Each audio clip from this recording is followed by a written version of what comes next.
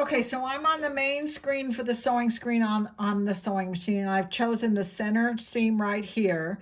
And what I'm going to do is I'm going to turn the laser on. So when you click this, the laser comes on. It's very much the same as it is on my 3100. You get a laser, but you can notice that now you get two different ones. One's green and one's red. The red one is going to be where I want to put my needle position, and the other one is where I want my 1/4 inch to be. So when you're doing something like this and you come over here and you hit the sub, which is the second line, the green line, and I'm going to leave it green and red so it's a little bit easier to understand. This says it's at 1/4 inch.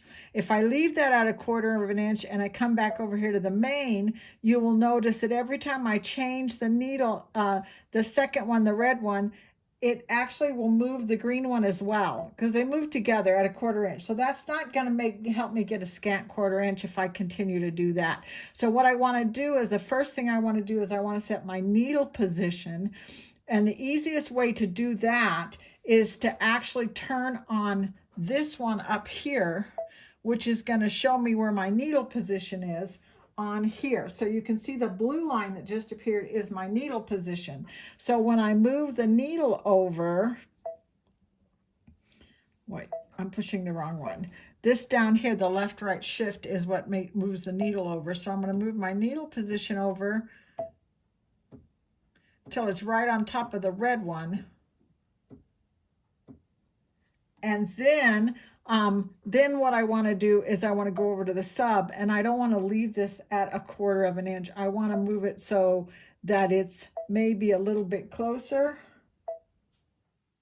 So you can see it moved a little closer. So then if I take it and I move this over, so this is sitting right on top of the edge of my foot, then I'll get my scant 1/4 inch. And one of the ways that I've discovered works really good for that is, once I have done a few practice ones and I know where I want my scant 1/4 inches, I've already sewn this in black, and you can see that I've got this right on the edge of my fabric, and this is where my needle position is, and that's where I have set the main color, the red color. So if I come back over here, sorry, I put my hand in the way. If I come back over here to main and I move my needle position till it's right where I want it to be, then I can go over to sub and I can move the green one so it's right where I want it to be. And then I've got that set up, and I can remember that's the way I want my 1/4 inch always to be.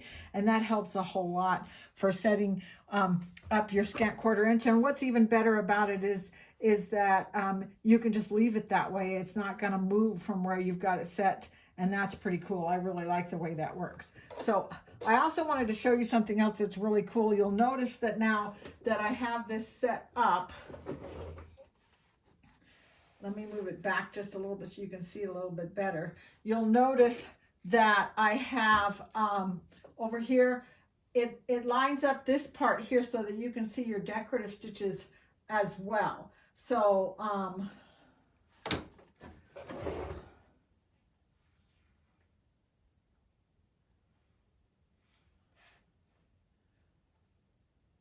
I don't know. I'm sorry about this crazy flashing light thing. I don't know how to make it go away, but I want to zoom in so you can actually see the lasers that are going on right here. So you can see those, and you can see the plus and minus and these buttons that are right here. So please excuse the weird colors. But anyway, so if I go into over here, if I turn this, if I close this and I go into my character decorative stitches,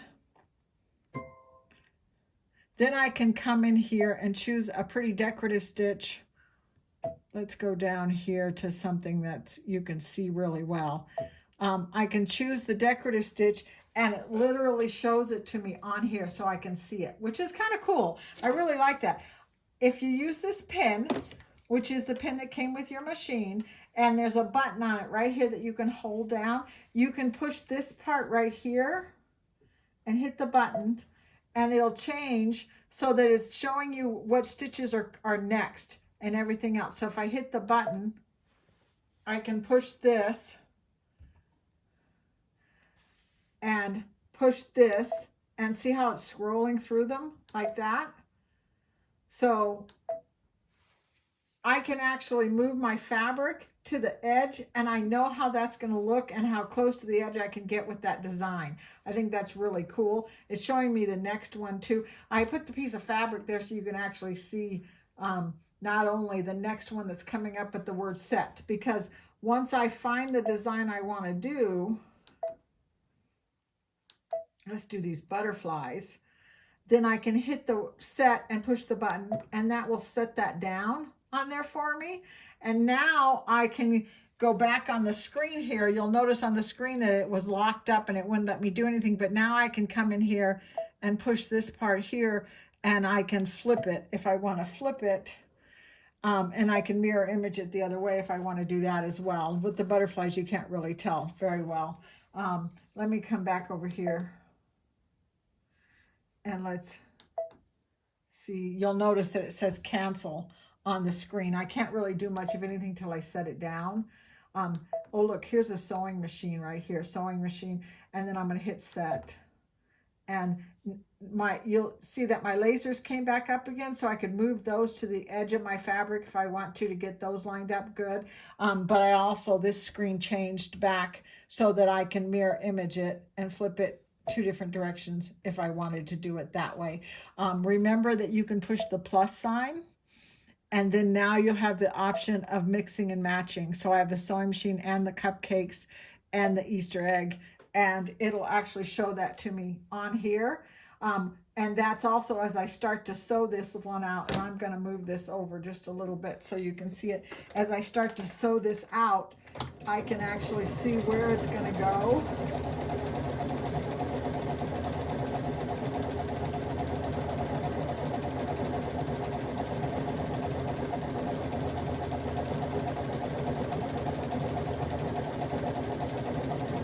So it doesn't look like the sewing machine moves to the next one, but it kind of helps me to keep it straight, especially with the lasers, the red and the green lasers. If I need to keep that straight on a line that I've drawn, it'll help me to keep this straight so it doesn't go all crazy.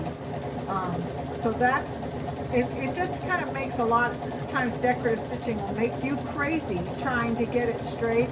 And people always ask me, how do you do that? How do you keep it straight? Well, it's not easy because it's moving back and forth, and that's not an easy thing to do. But if I were to draw a line down the middle of here with a disappearing pin and keep that red as straight as I possibly and parallel as I can, I'm going to get a really good line there. So that's just another thing that you can do with the lasers. I'm going to go ahead and cut this. And then I'm also going to come back over here and go back to utility stitches. And one of the things I didn't show you is if I hit the laser and turn it back on again, it says please wait for a little while. I have a grid that I can put a grid on there as well. And you can see that the grid also would help you to kind of keep it straight. Let's just move up this way a little bit. And I'm going to hit close and decorative stitches. And let's do something crazy like this one right here. And you can see the way it's got the red line. This shows my needle position on there, but it's got the green grid. And so when I go to sew that, it kind of helps me. If I can keep this kind of parallel to the green line here,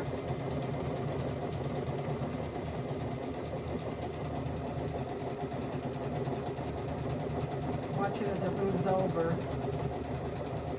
That it doesn't necessarily help a lot with the spacing, but it sure helps you from going at an angle or going crooked. It kind of helps you keep it straight.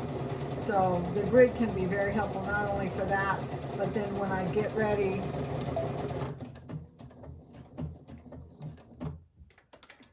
let's hit the scissors. When I get ready to come back up here and do my second row, I can see where that one is. I'm going to use the grid to line up with this one, and I'm going to be able to do another row of decorative stitches there and know where I'm going and put them right next to each other and know it's going to work.